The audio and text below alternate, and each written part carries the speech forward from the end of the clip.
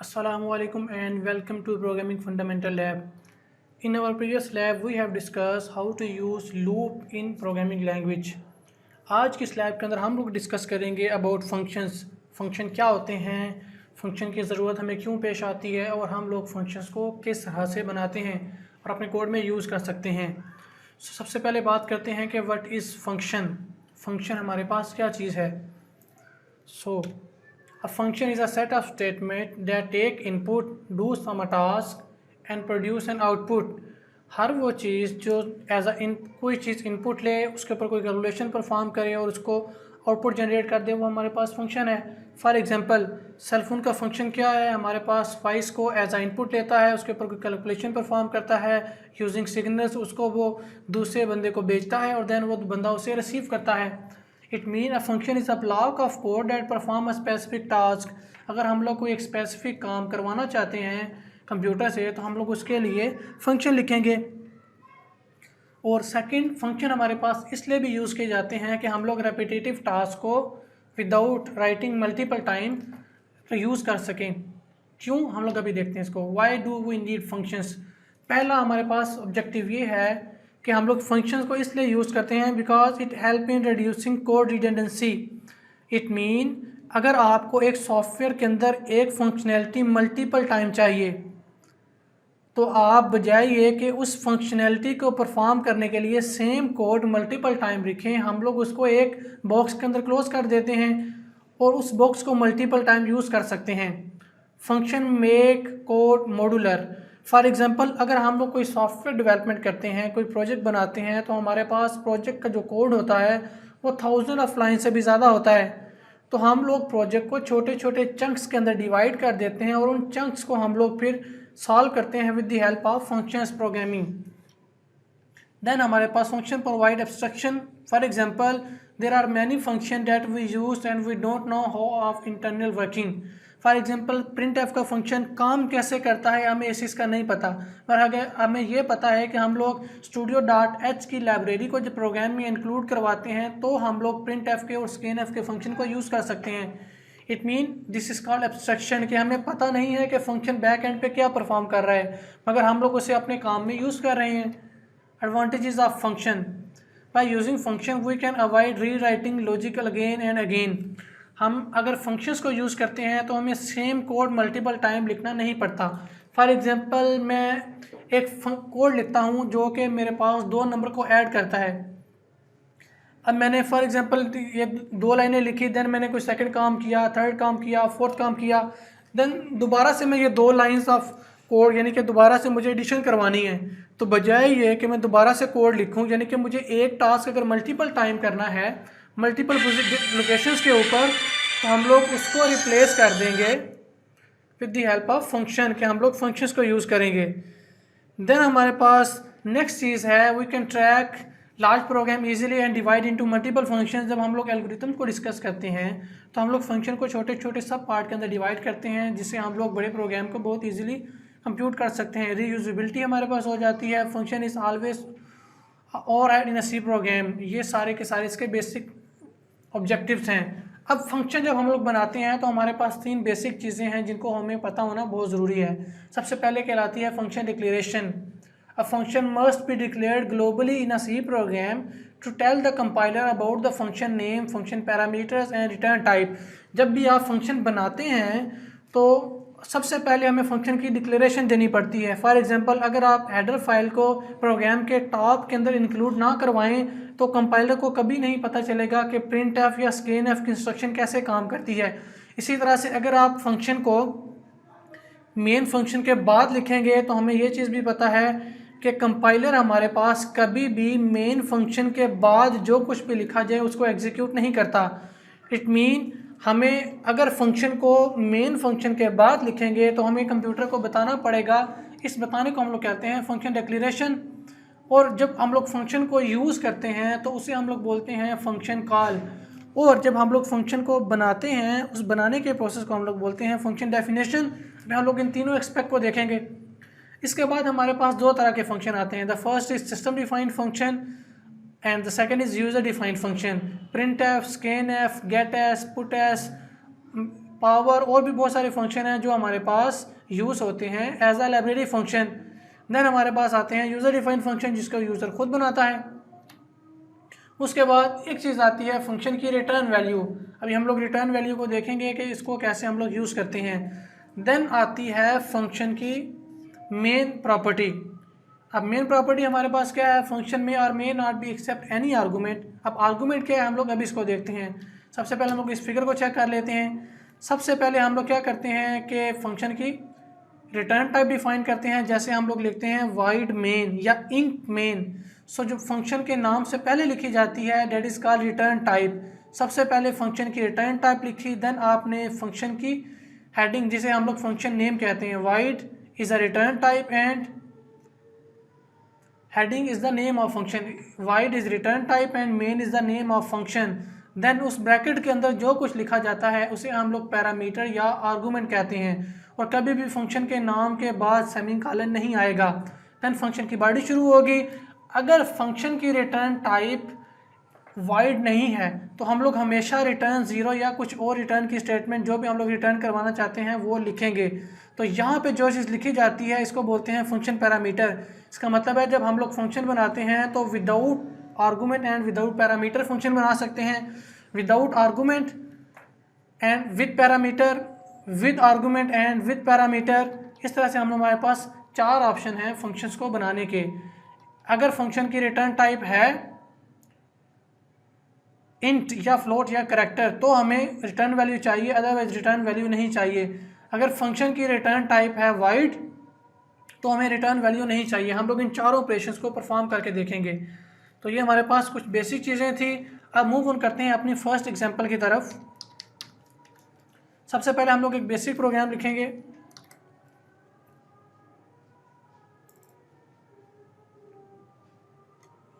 और basic programme के अंदर हम लोग सबसे पहले यूज़र से इनपुट करवाएंगे, या सबसे पहले हम लोग बेसिक फंक्शन लिखते हैं टू प्रिंट द टेबल।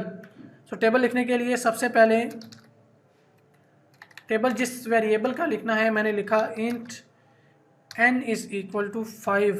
मैं 5 का टेबल प्रिंट करना चाहता हूँ for i equal 1 because table 1 से शुरू होता है। सेमीकोलन कहाँ तक प्रिंट करना है, i इज़ लेस देन और equal to 12 semicolon i plus plus या i प्लस इक्वल 1। देन हम लोग सबसे पहले क्या प्रिंट करेंगे, प्रिंट f। सबसे पहले हम लोग प्रिंट करेंगे कि हम लोगों ने जिस चीज़ का टेबल प्रिंट करना है मॉड्यूलस d, और यहाँ पे मैंने लिख दिया n। सबसे पहले n डिस्प्ले होगा जिसका टेबल प्रिंट करना है। देन दरमियान में मल्टीप्लाई एज इट इज़ आएगा, मल्टीप्लाई की जगह मैंने x डिस्प्ले करवा दिया स्पेस। देन हम लोग i को प्रिंट करेंगे मॉड्यूलस d एंड यहाँ पे लिख देंगे i। देन हम लोग चाहते हैं कि इसके बाद हमारे पास इक्वल प्रिंट हो और देन उसके बाद एक और नंबर प्रिंट होगा जो कि i और d का, i और n का प्रोडक्ट होगा। सो अगेन मॉड्यूलस d, और यहाँ पे हम लोग लिखेंगे n स्टैटिक i। n के अंदर हमारे पास टेबल का नंबर है। सबसे पहले n प्रिंट होगा, देन x प्रिंट होगा, देन सेकंड नंबर जो कि हमारे पास i है i प्रिंट होगा, देन हमारे पास इक्वल आएगा, देन मॉड्यूलस d, और इस मॉड्यूलस d की जगह n मल्टीप्लाई i, n और i को मल्टीप्लाई करके जो प्रोडक्ट आता है वो प्रिंट होगा slash n। New line n में आ गया सेमीकोलन। फंक्शन की लूप की बॉडी शुरू की और यहाँ पे लूप की बॉडी कर दी क्लोज, और इसको हम लोग कर लेते हैं इस वन। फाइल को करते हैं save, F11 for compile and run. तो मेरे पास 5 का टेबल प्रिंट हो गया, 5 मल्टीप्लाई 1, 5 मल्टीप्लाई 2, 10, 11, 12। इसी तरह से अगर मैं n की जगह लिख दूँ 2 तो मेरे पास 2 का टेबल प्रिंट हो जाएगा। इसी तरह से मैं अगर n की वैल्यू चेंज करता जाऊँ तो मेरे पास जिस चीज़ का टेबल प्रिंट करना है वो आता जाएगा। अब मैं फॉर एग्जांपल मैं चाहता हूँ कि मैं यूज़र से वैल्यू लूँ, तो सबसे पहले मैं लिखूँगा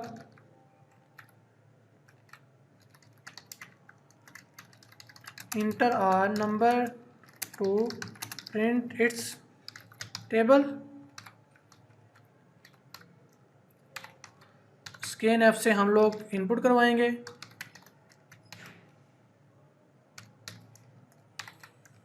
हमने जिस वेरिएबल के अंदर इनपुट करवानी है एंड के साथ उस वेरिएबल का नाम, एंड में आ गया सेमीकोलन। अब प्रोग्राम को एग्जीक्यूट करते हैं, मैं इंटर करता हूँ 3 तो मेरे पास 3 का टेबल प्रिंट हो जाएगा। दोबारा से रन करता हूँ, इंटर करता हूँ 7 का टेबल प्रिंट हो गया। इस तरह से मैं जितनी टाइम चाहूँ, फॉर एग्जांपल मैं चाहता हूँ कि मैं 2 बार टेबल प्रिंट करवाऊँ, तो मुझे क्या करना पड़ेगा, मैं इसको अगेन यहाँ से ये कॉपी करूँगा और कर दूँगा पेस्ट। इंटर नंबर मैंने 3 लिखा, उसका टेबल प्रिंट हो गया। इंटर सेकंड नंबर मैंने फिर 5 लिखा, उसका टेबल प्रिंट हो गया। इस तरह से क्यों, मैंने अगर टेबल प्रिंट करना है 5 टाइम तो मैं इस कोड को 5 टाइम कॉपी पेस्ट करूँगा तो मेरे पास ये कोड 5 टाइम लिखा जाएगा। अब मैं चाहता हूँ बजाय ये कि मैं इस कोड को बार बार लिखूँ, मैं क्या करूँगा, इस कोड का फंक्शन बना लूँगा। इस सारे कुछ को मैं इनक्लोज कर दूँगा फंक्शन के अंदर। तो हम लोग इस सारे को करेंगे कॉपी। अगर अब हम लोग यहाँ से जाते हैं, यहाँ पे सबसे पहले मैं बनाऊँगा वाइड टेबल। सबसे पहले रिटर्न टाइप आ गई वाइड, उसके बाद टेबल का फंक्शन का नाम जो कि मैंने टेबल रखा है। देन उसके पैरामीटर, मैं कोई पैरामीटर या कोई आर्गूमेंट यहाँ पे नहीं लिखना चाहता तो मैं वाइड लिख दूँगा। फंक्शन की बॉडी शुरू, फंक्शन की बॉडी क्लोज, इसके अंदर ये सारा प्रोग्राम मैंने लिख दिया। अब मुझे जितनी टाइम फंक्शन को यूज़ करना चाहूँ कर सकता हूँ। कैसे?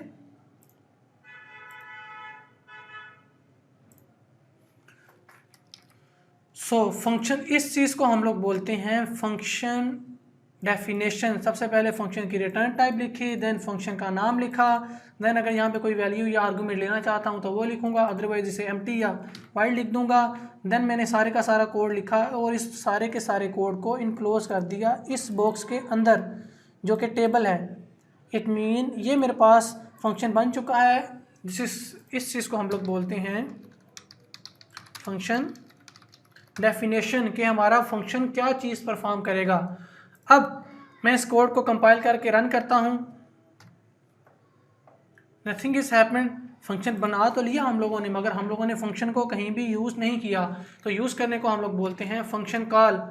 फंक्शन कॉल करने के लिए सिर्फ फंक्शन का नेम लिखेंगे आप, कोई रिटर्न टाइप कोई कुछ भी नहीं लिखेंगे, सिर्फ फंक्शन का नेम लिखेंगे। फाइल को करेंगे सेव, F11 2 टेबल प्रिंट हो गया।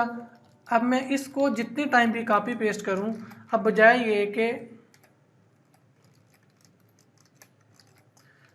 ये कि मैं इन लाइंस को मल्टीपल टाइम, लेट्स सपोज ये हमारे पास 10 लाइन है जो कि टेबल प्रिंट करती हैं।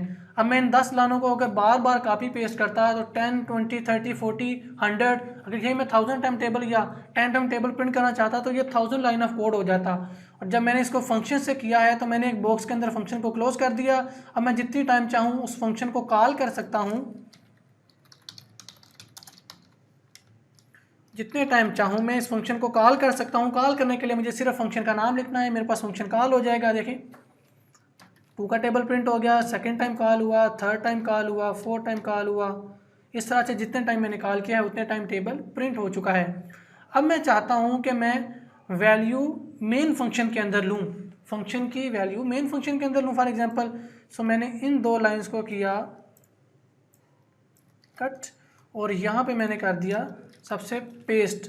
अब मैंने मेन फंक्शन के अंदर वेरिएबल बनाया और यूज़र से वैल्यू ली कि आप किस चीज़ का टेबल प्रिंट करना चाहते हैं। यूज़र ने मुझे कहा कि मैं टेबल प्रिंट करना चाहता हूँ n का। अब ये वेरिएबल क्योंकि मैंने मेन फंक्शन के अंदर बनाया है तो इसको हम लोग बोलेंगे local variable of main function. इस n के वेरिएबल को मैं यहाँ पर यूज़ नहीं कर सकता। अगर मैं इसको रन करूँ तो मेरे पास एरर आएगा, G conflict of table, no previous implementation of table was here in function table and is undeclared. जो मैंने यहाँ पे डिक्लेयर किया है वो इस फंक्शन में यूज़ नहीं हो सकता। मुझे क्या करना पड़ेगा, मुझे ये करना पड़ेगा कि मैं फंक्शन को वैल्यू पास करूँ। तो उसके लिए मुझे यहाँ पर एक वेरिएबल लिखना पड़ेगा इंट n या इंट x लिख देता हूँ। अब इस x का इस n के साथ कोई लेना देना नहीं है। मैं चाहता हूँ n की वैल्यू चली जाए x के पास, ताकि यहाँ पे मेरे पास n के बजाय क्या आ जाए x, बाकी सारा कोड सेम रहेगा। अब मैं जब फंक्शन को कॉल करूँगा तो मुझे फंक्शन को कॉल करने के लिए उसे एक वैल्यू देनी पड़ेगी। यहाँ पे मैंने लिखा इंट n। अब होगा क्या, जब ये वाली कमांड एग्जीक्यूट होगी तो n की वैल्यू यहाँ पर जाएगी और देन क्योंकि ये फंक्शन मैंने डिफाइन किया है यहाँ पर, तो मेरा कंपाइलर यहाँ से लाइन नंबर 9 से जंप करके आ जाएगा लाइन नंबर 16 पे और n की वैल्यू चली जाएगी x के पास। अगर मैं यहाँ पर n भी लिख दूँ तो इस n की वैल्यू, ये n इस वेरिएबल का फंक्शन है और ये n मेन वेरिएबल का फंक्शन है, दोनों का आपस में कोई लिंक नहीं है। मैं इसको x के साथ एग्जीक्यूट करवाता हूँ 2 और इस तरह से फंक्शन प्रिंट हो गया।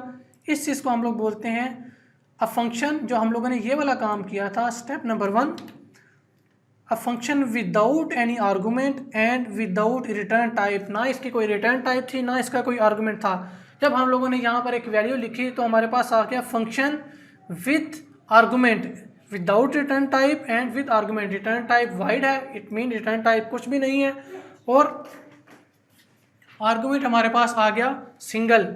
इसी तरह से मैं दो वैल्यूज़ भी दे सकता हूँ कि मैं टेबल कहाँ तक प्रिंट करना चाहता हूँ। तो मैंने यहाँ पे लिखा इंट वाई, इट मीन मुझे फंक्शन को कॉल करने के लिए दो वैल्यू चाहिए होंगी, एक वैल्यू जिसका टेबल प्रिंट करना है और सेकंड वैल्यू जहाँ तक टेबल प्रिंट करना है। सो मैं क्या करता हूँ, जहाँ तक टेबल प्रिंट करना है वो वैल्यू है वाई के अंदर। यहाँ से मैं यूज़र से एक और वैल्यू ले लेता हूँ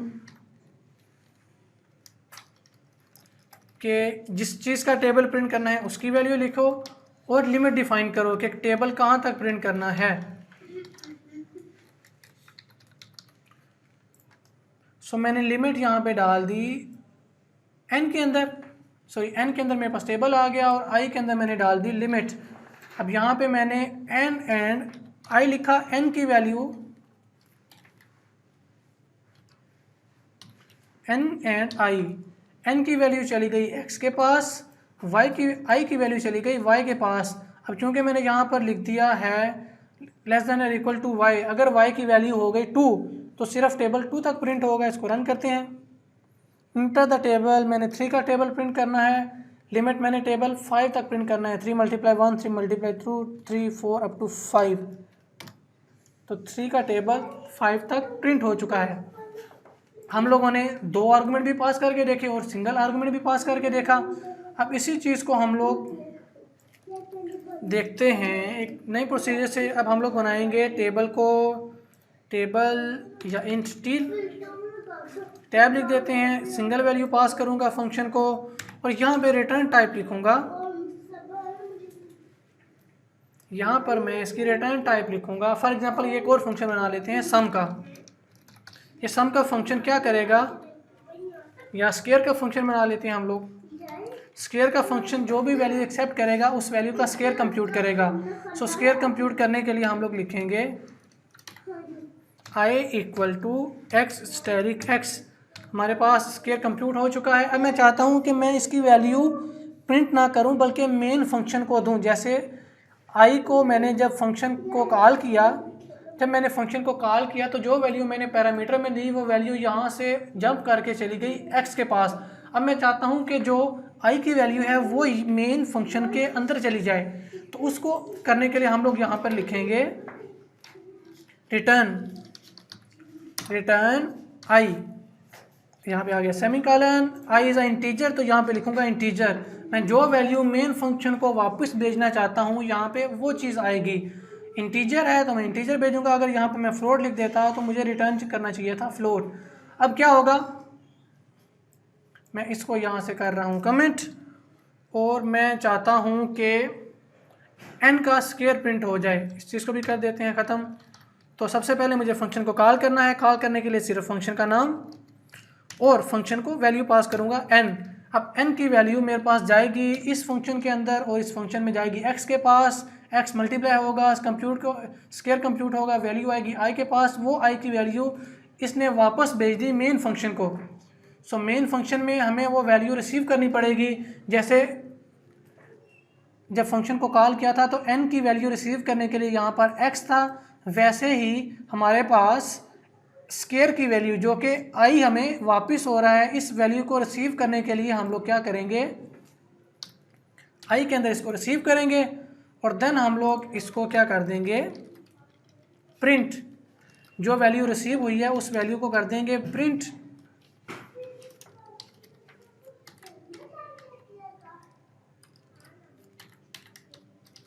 और यहाँ पे कर दिया आई। फाइल को करते हैं सेव, रन करते हैं।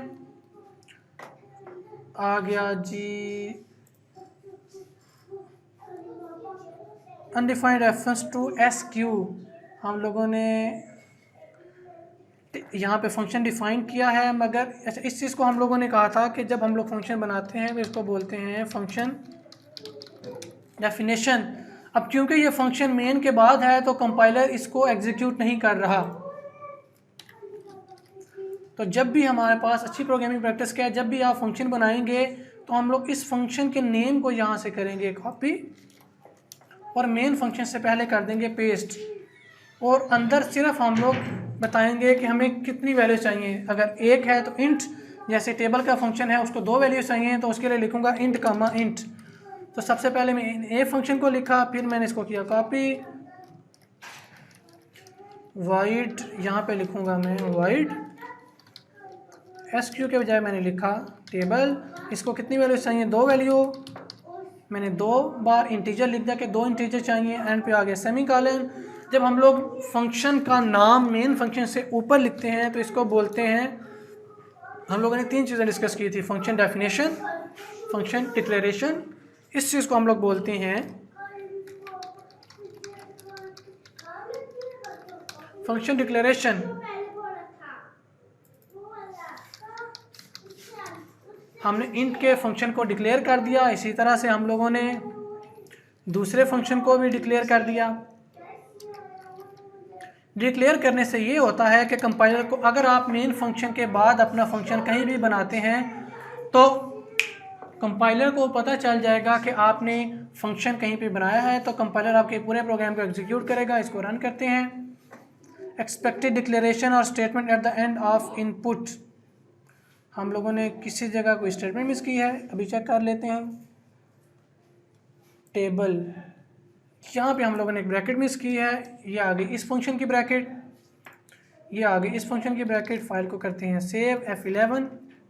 Enter the number to print this table, क्योंकि हम लोगों ने प्रिंट टाइप की स्टेटमेंट चेंज नहीं की। मैं लिखता हूँ 4 की वैल्यू मेरे पास सेव होगी, n के अंदर वो वैल्यू मैंने दे दी n को, और जब फंक्शन कॉल किया तो n की वैल्यू चली गई x के पास, x आपस में मल्टीप्लाई हुआ, स्क्वायर कंप्यूट हुआ, वैल्यू चली गई i के पास। वो वाली वैल्यू मैंने रिटर्न कर दी, और जब मैंने रिटर्न की तो उस वैल्यू को मैंने सेव करवा लिया मेन फंक्शन के अंदर i में। अगर मैं यहाँ पे कुछ और, अब ये i मेन फंक्शन का है और ये i स्क्वायर के फंक्शन का है, दोनों आपस में अनयूजेबल है, यानी कि उस i का इस i के साथ कोई लेना देना नहीं है। इंटर करता हूँ, 16 आ गया। फॉर एग्जांपल अगर यहाँ पे मैं t लिख दूँ तब भी मेरे पास प्रोग्राम सेम चलेगा।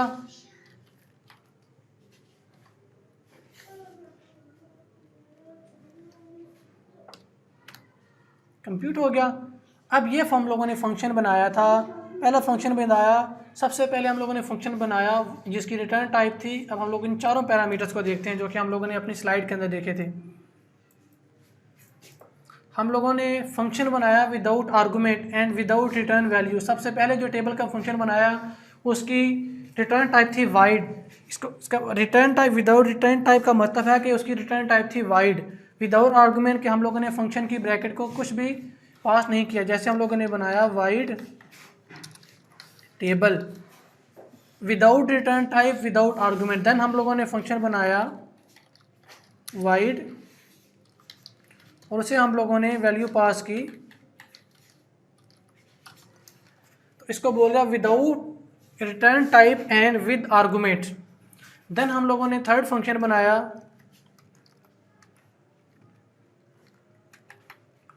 इंट SQ का, और उसको हम लोगों ने वैल्यू दी।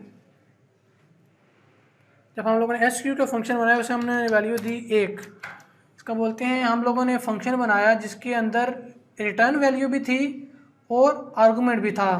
अब विदाउट रिटर्न वैल्यू और विद आर्गूमेंट, इस तरह से हम लोग 4 ऑप्शंस को यूज़ करते हुए फंक्शंस को डिक्लेयर करते हैं। फंक्शन को हम लोगों ने डिफाइन किया with argument, without argument, with definition, with argument and without argument, with return type and without return type.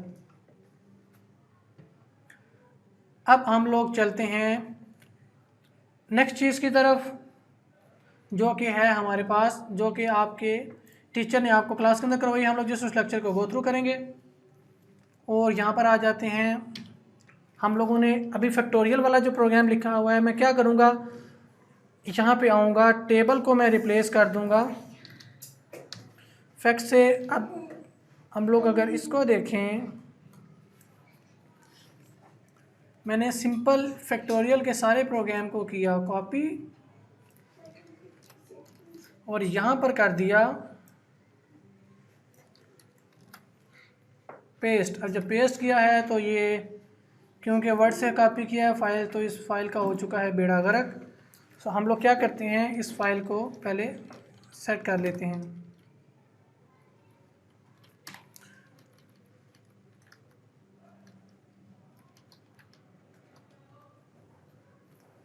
सो ये कुछ हो चुका है बेहतर।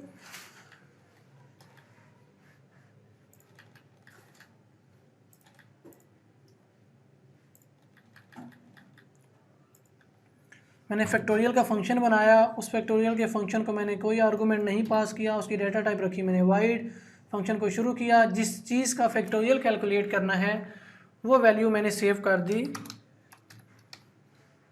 यहाँ पे। तो n की जो भी वैल्यू थी वो पास हुई फंक्शन को, और वो वैल्यू कंप्यूट होने के बाद अगर मैं यहाँ पे इसको कॉल करूँ,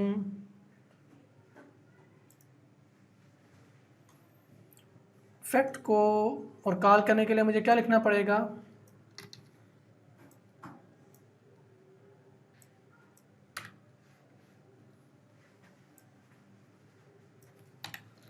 फैक्ट सेमीकोलन, प्रोग्राम को करते हैं रन, और यहाँ पर आ गया G conflict type of fact, fact के लिए सी। अब यहाँ पे मैंने सी लिखा है, तो यहाँ पे मुझे करना पड़ेगा इंट सी। रन करते हैं, C is less than N, C is equal to C plus 1, declaration of fact was there. वो कह रहा है कि हम लोगों ने फंक्शन की डिक्लेरेशन नहीं की। सो हम लोग इसको करते हैं यहाँ से कॉपी, और मेन फंक्शन से पहले करते हैं पेस्ट। फंक्शन की डिक्लेरेशन हो चुकी है, यहाँ पे आएगा सेमीकोलन, फंक्शन को करते हैं रन। अब आ रहा है for loop initial declaration are only allowed in C99। अब हम लोग क्या करेंगे जी, यहाँ पे सी, अब सी वेरिएबल को बनाने के लिए लिखते हैं इंट सी, और यहाँ पे आ गया हमारे पास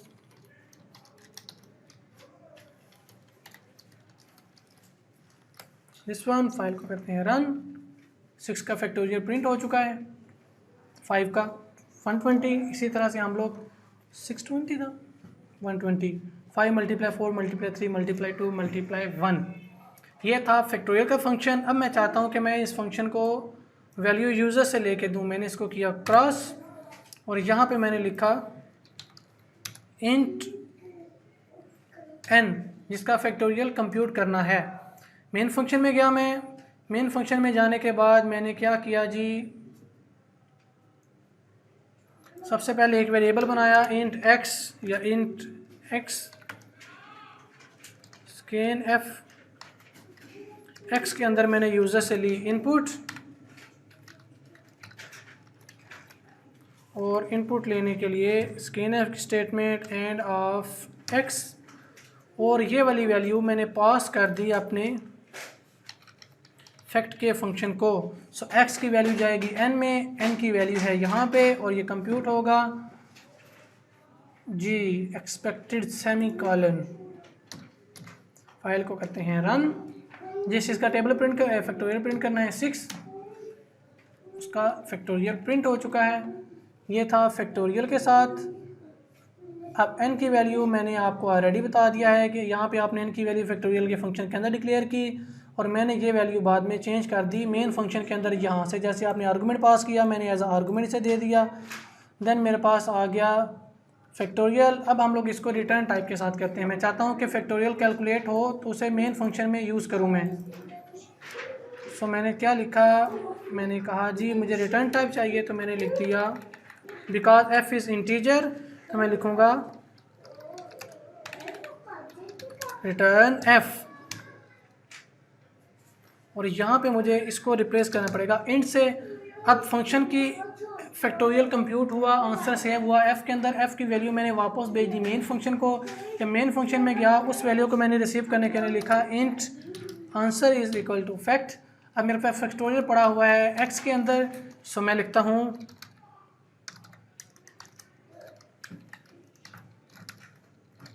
फैक्टोरियल ऑफ दिस नंबर जो कि है मेरे पास x, factorial of x is equal to answer, और यहाँ पे लिख दिया आंसर सेमीकोलन, फाइल को किया सेव और इसको किया run. Void must not assign as score to be a top level fact. अब क्योंकि यहाँ पर हम लोगों ने इसकी रिटर्न टाइप चेंज की है तो हमें यहाँ पर बताना पड़ेगा कि ये अब हो चुका है इस तरह से। मैंने वैल्यू पास की 3 2 6, फैक्टोरियल ऑफ 3 इज़ 6। इस तरह से हम लोग फंक्शन को कॉल करते हैं, फंक्शन की रिटर्न वैल्यू लेते हैं।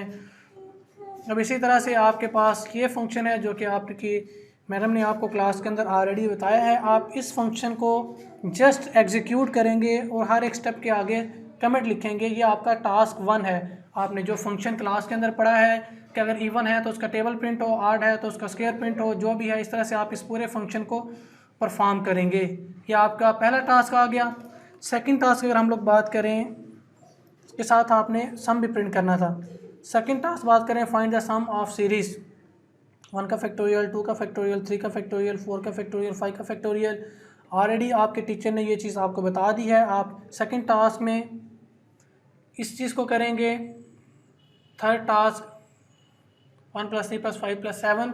इट मीन आपका पहला टास्क है कि आपके पास जो पहला फंक्शन था जो कि था दिस वन, अगर इवन है तो उसका टेबल प्रिंट हो, अगर इवन है तो उस नंबर का फैक्टोरियल प्रिंट हो, नंबर ऑड है तो उसका स्क्वायर प्रिंट हो, और साथ साथ आपने नंबर को सम भी करना है फैक्टोरियल को। ये आ गया टास्क 1।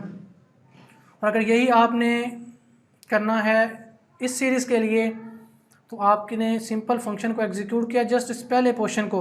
इसे आप as a second task submit करेंगे कि आपने सम कंप्यूट करना है। और आप वैल्यू किससे पूछेंगे? यूज़र से। आप यूज़र से पूछेंगे कि आपने किस चीज़, कौन सी सीरीज़ का सम प्रिंट करना है, even series, odd series. It mean सबसे पहले आप यूज़र से सीरीज़ पूछेंगे, इवन या ऑड। अगर यूज़र ई लिखता है फॉर इवन और ओ फॉर ऑड तो आप वो करेंगे। देन आप यूज़र से पूछेंगे लिमिट, कि आप कहाँ तक सीरीज़ को लेके जाना चाहते हैं। इट मीन 2 वैल्यूज़ आपके पास होंगी।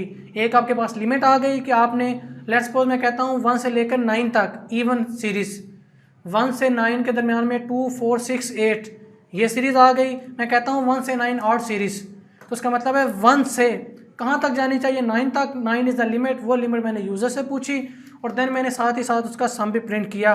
ये आ गया सेकंड टास्क मेरे पास। यूज़र से लिमिट पूछी और फिर सीरीज़ को प्रिंट कर दिया। देन आ जाते हैं जी 1/1 का फैक्टोरियल प्लस 1/2 का फैक्टोरियल, 1/3 का फैक्टोरियल। आपके पास थर्ड टास्क आ गया जिसका कोड आपके पास ऑलरेडी गिवन है। आप इसको एग्जीक्यूट करेंगे और लाइन बाय लाइन कमेंट करेंगे। इसी तरह से जैसे क्यूब का फंक्शन था, जैसे स्क्वायर का फंक्शन था, मैंने ऑलरेडी आपको बता दिया। और देन मूव ऑन करते हैं हम लोग अपने नेक्स्ट टास्क की तरफ, जो कि ऑलरेडी कुछ टास्क हैं जो मैंने आपके मैनुअल के अंदर ऐड कर दिए हैं। 3 टास्क आपके वही हैं जो कि आपने क्लास के अंदर परफॉर्म किए हैं, उनको एग्जीक्यूट करेंगे। और 2 टास्क वो होंगे जो आपके मैनुअल के अंदर आपको गिवन होंगे। सो आपने इन सब चीज़ों को परफॉर्म करना है और हर एक चीज़ के साथ प्रॉपर कमिट होना चाहिए। ये फंक्शन डेफिनेशन है, ये फंक्शन कॉलिंग है, ये फंक्शन रिटर्न टाइप है। ये इस तरह से एक एक चीज़ आप कमिट करेंगे।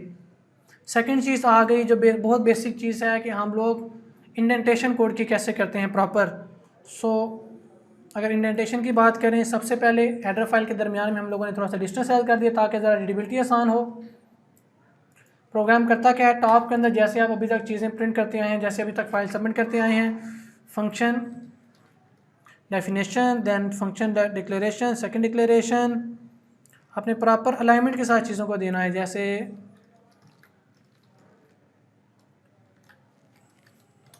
थर्ड डिक्लेरेशन आ गई, ये आ गया मेन फंक्शन, ब्रैकेट वेरिएबल बना, सेकंड वेरिएबल बना, थर्ड वेरिएबल बना, फंक्शन कॉल की हम लोगों ने, देन ये आ गया। इस तरह से ये आ गया हमारे पास मेन फंक्शन। अब मैं जब यहाँ पर गया फैक्ट का वेरिएबल बनाया, दो वेरिएबल बनाया, फार लूप के बाद फार लूप के अंदर जितनी भी चीज़ें थी उनको मैंने टैब दबा के आगे कर दिया। इसी तरह से इन दोनों लाइंस को मैंने एज इट इज़ रहने दिया।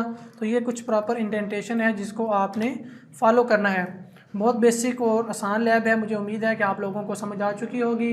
बाकी इंशाल्लाह हम लोग अपने लाइव सेशन के अंदर इसको फर्दर डिटेल से डिस्कस करेंगे और आप लोगों की क्यूरीज होंगी।